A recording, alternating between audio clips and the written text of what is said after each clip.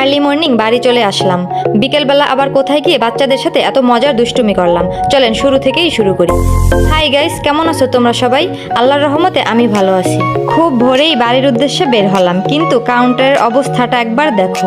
এত ভিড়ের মধ্যে কোনো রকম ভাবে টিকিটটা কেটে গাড়িতে উঠে পড়লাম আর রকেটের গতিতে বাড়িতে পৌঁছে গেলাম। জার্নিটা অনেক বেশি কষ্টের হলেও বাড়ি আসার পরে সব কষ্ট দূর হয়ে গেল। দুপুরবেলায় একটু রেস্ট নিয়ে বিকেল বেলায় আবার পৌঁছে গেলাম বড় আপুর বাড়িতে। আর আমার মা আগেই পৌঁছে গেছে।